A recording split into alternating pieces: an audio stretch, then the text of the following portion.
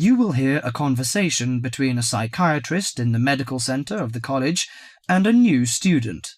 First, you have some time to look at questions 1 to 4.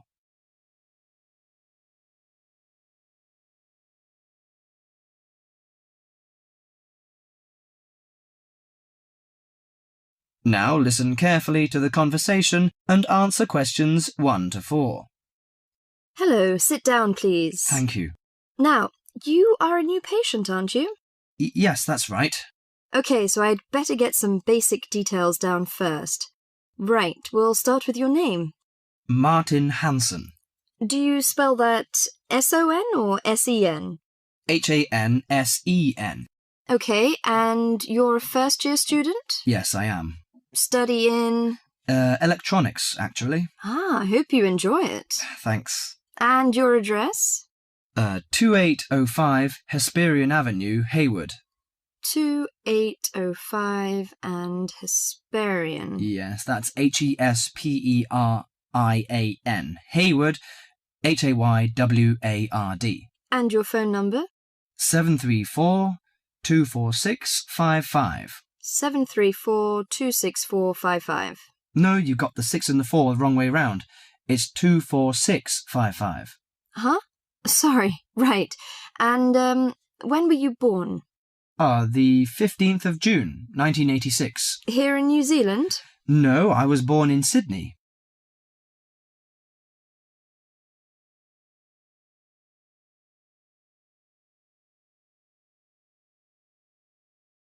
Before you hear the rest of the conversation, you have some time to look at questions 5 to 10.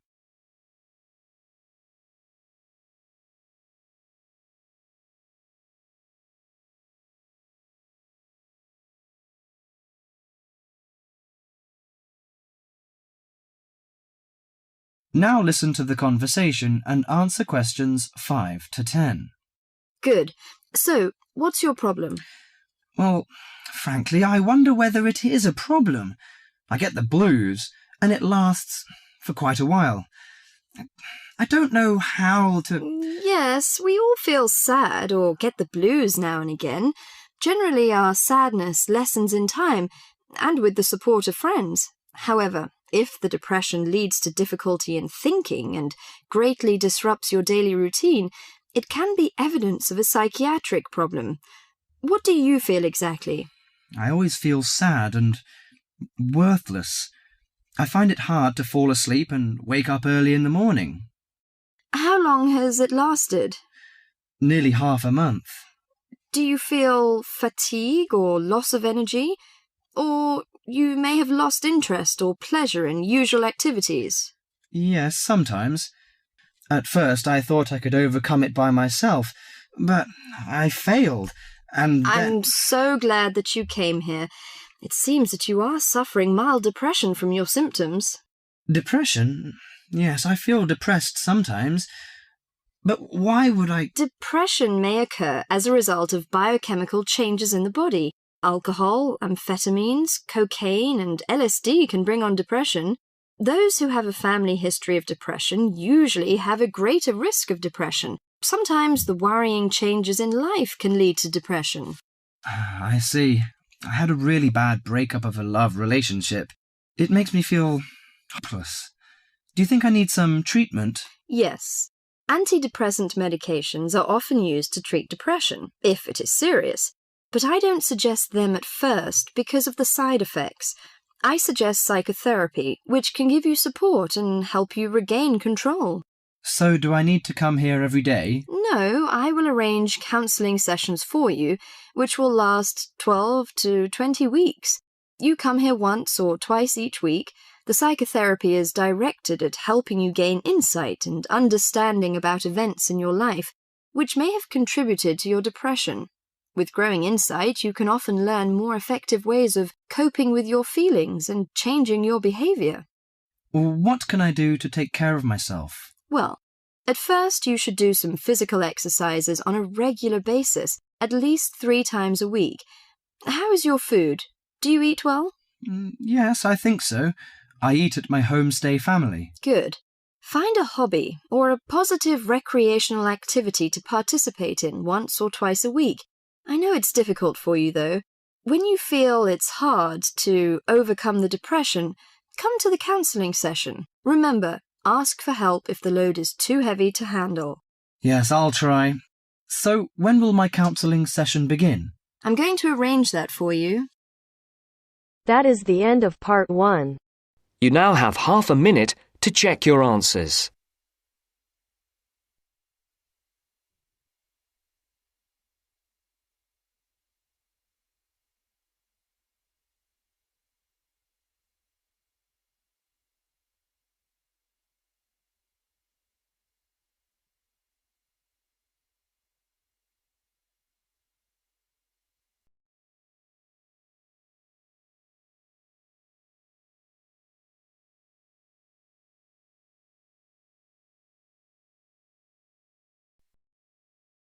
Now turns to part 2.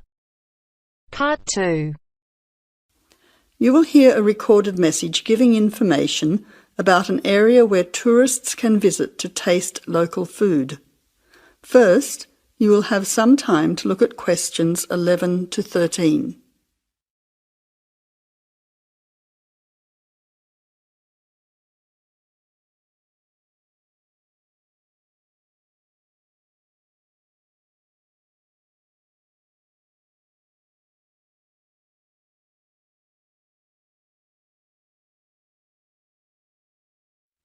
Now listen carefully to the first part of the message and answer questions 11 to 13. Welcome to the tourist information line for the Valley Food Trail. Here you will find many local food products for you to sample and buy. It is possible for you to spend as much or as little time as you want, but I suggest that you allow a full day for touring this area. Of course, there are many half-day tours available for those of you short on time. Now, it's quite a large area and stretches from Brookville to Ford Hill. For those of you unfamiliar with the area, that means that it is 10 kilometres to 35 kilometres from the city centre, or by car 15 minutes to the closest point, continuing to 55 minutes at its furthest point from the CBD.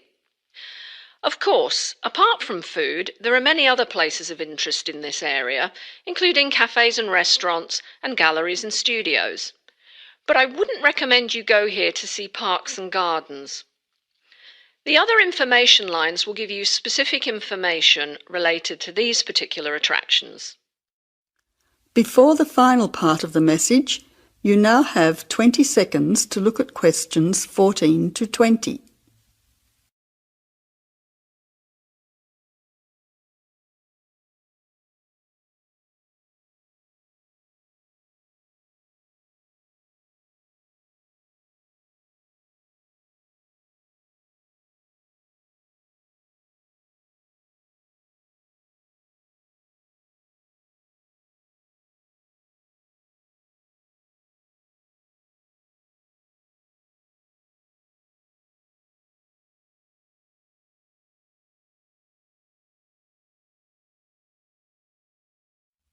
Now answer questions 14 to 20. But let's go back to food. If we begin in Brookville and head north towards Upper Valley in a clockwise direction, passing West Valley on West Road, we cross over Coast Road to come to our first place of interest, Magic Coffee. This is not to be confused with the Coffee House, situated opposite on the other side of the valley on the railway line.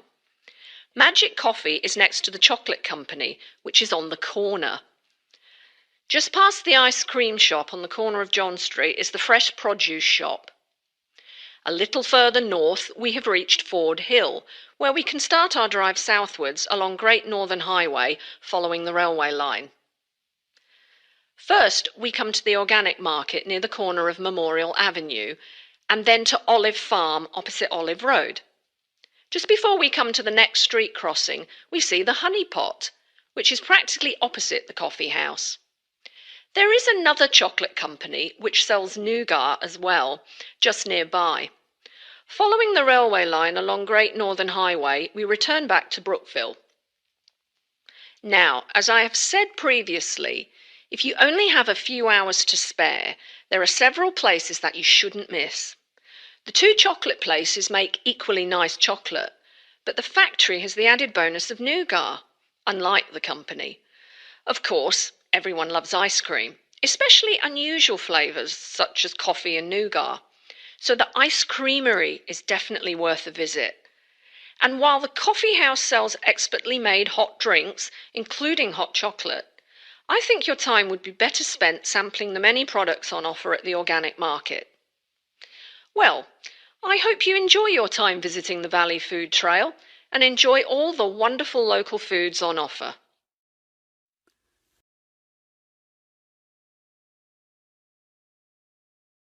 That is the end of part 2. You now have half a minute to check your answers.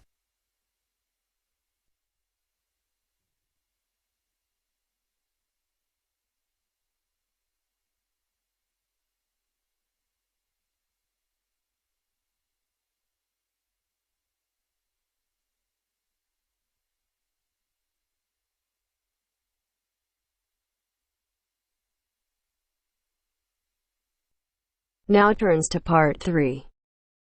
Part 3. You will hear two engineering students, a woman in her 6th year called Linda and a man in his 5th year called Matthew, discussing the benefits of student work placements. Before you listen, you have some time to look at questions 21 to 26.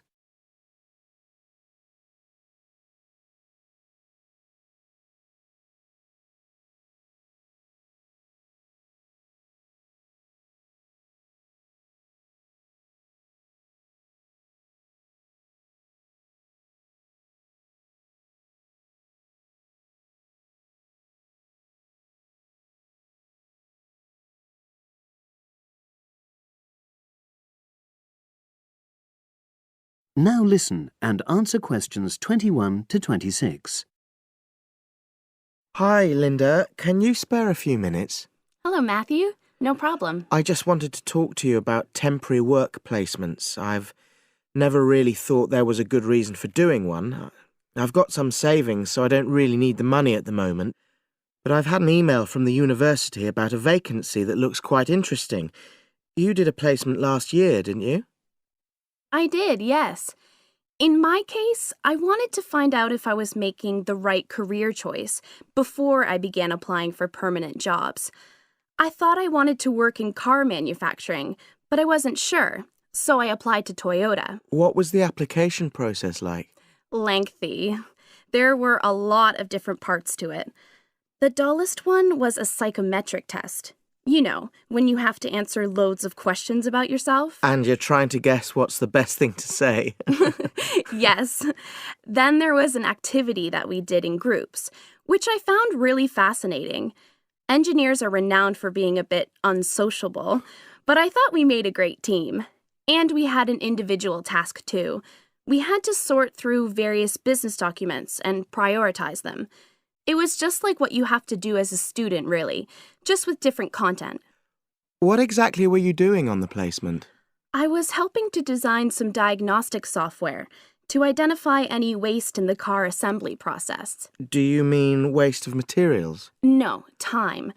Anything that can speed the process up helps to cut costs. How did the work placement compare to being a student? Was it hard work? Yes, it was. I'd had full-time work before. I've done various unskilled jobs during university holidays, and some of those involve long hours. So I thought I'd find it easy. I was wrong, though. I think when you're on placement, you're always trying to prove yourself. So you push yourself hard to succeed? Yes. But I got a lot of support from my employers. They were always helpful. And then, at the end of the placement, I was given formal feedback. Do you mean on your engineering ability? Well, no. I didn't really need that because we had team meetings every other day. And so I had the chance to discuss technical issues and ask about anything that wasn't clear. The evaluation was about general workplace things, like organizational ability, initiative, that sort of thing. I get the impression you think you benefited from the placement. Well, the best thing is that they've offered me a job for next year. Depending on my exam results, of course, but still. A permanent one? Yes. But apart from that, I learned so much. The industrial environment was much more demanding than the academic one, so my general skills improved, like time management, meeting deadlines. And on the technical side, I learned new software packages, like MS Project. Well, I think you've convinced me that work placements are worthwhile, but while you're here, can you give me advice on something else? Before you hear the rest of the conversation, you have some time to look at questions 27 to 30.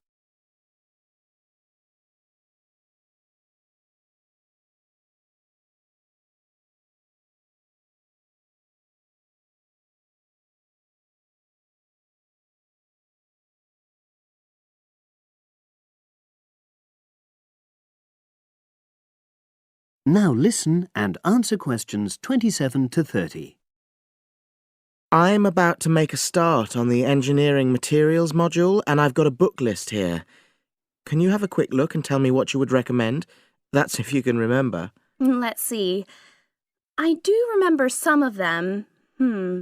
Yes, this one, The Science of Materials. I found the subject quite hard generally, but this book is very accessible, so it suited me. It doesn't cover everything, though. What about this one then, Materials Engineering? Oh, yes. I do remember that. But it's a bit out of date now, isn't it? Unless it's a new edition. I don't think so. But what I liked about it were the pictures. They really helped to understand the descriptions. It's useful just from that point of view. Let's see, what else? Oh, yes, that one there, Engineering Basics. I think out of all these, that's got the widest coverage. But I've looked at the contents page and it hardly mentions nanotechnology.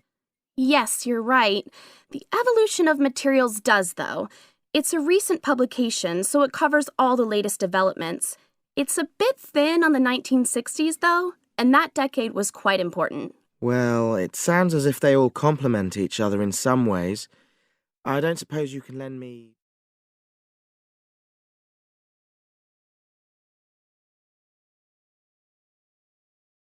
That is the end of part 3. You now have half a minute to check your answers.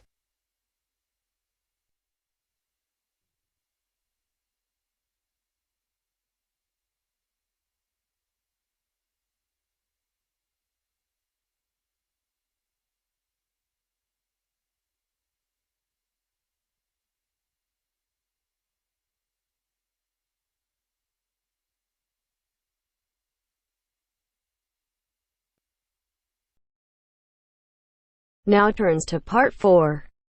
Part 4. You will hear part of a lecture on the current and future use of mobile phones.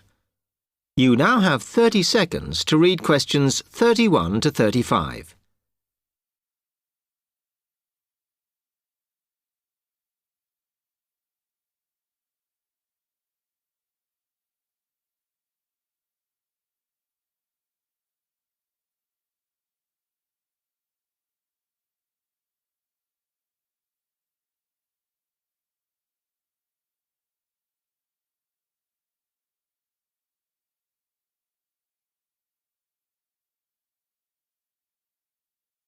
Okay, now today we're looking at changes in communication, and specifically changes that have just happened or are likely to happen in the next few years.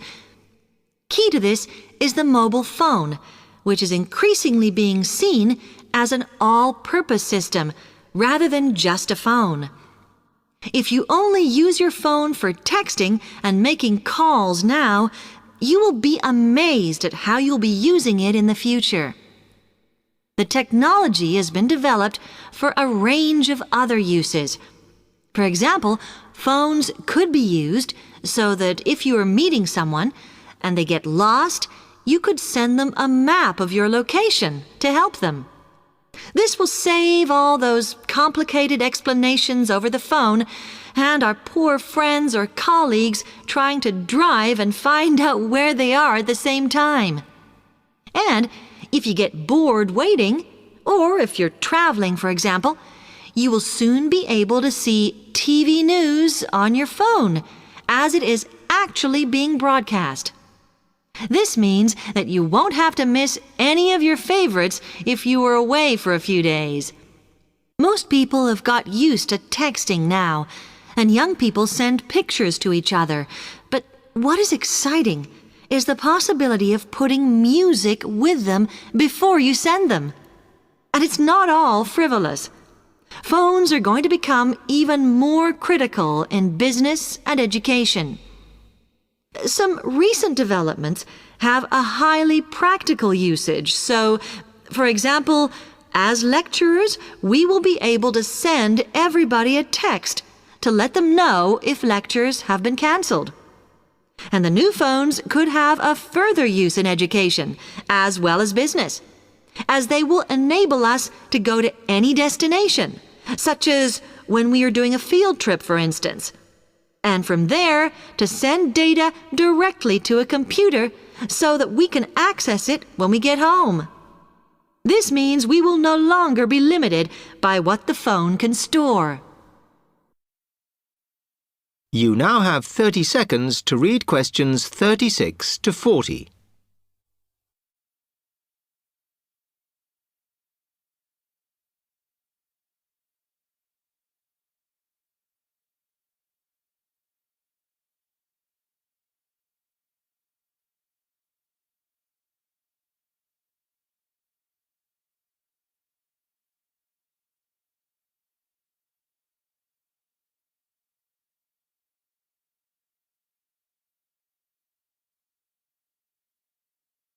And it's interesting to look at the different ways that men and women use phones now, as that does affect how the technology will develop. Some research has been done on how people use phones, and some of the results are surprising. One of the increasing usages of mobile phones is to get all sorts of data, such as phone numbers, the weather, train times, etc. And while there's been an attempt to set up connections with things that women might be interested in accessing, it is overwhelmingly men who do this. But what about the traditional use of a phone? To speak to people? I suppose we would predict that it is mainly women who use phones as a method of contact for friends and family, but, in fact, the genders exploit this facility equally. I've spoken about the increased business usages that phones will offer, and I suppose we would associate this usage with men. The survey picked up, though, that women are often working from home or catching up with work in the evenings, so they use phones in this way as much as men do. Most of us are aware we can store photos on our phones. It's an ideal method of capturing a moment wherever you are. Women tend to be the group that keep photos on their phones, but it seems that men use their phones to actually take pictures much more than women do. And of course, all this knowledge affects the marketing that the companies will do in order to sell the phone.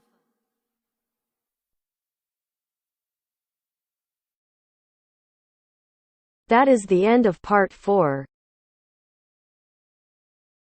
You now have half a minute to check your answer. Bake, bake, sit down, bake, bake, bake.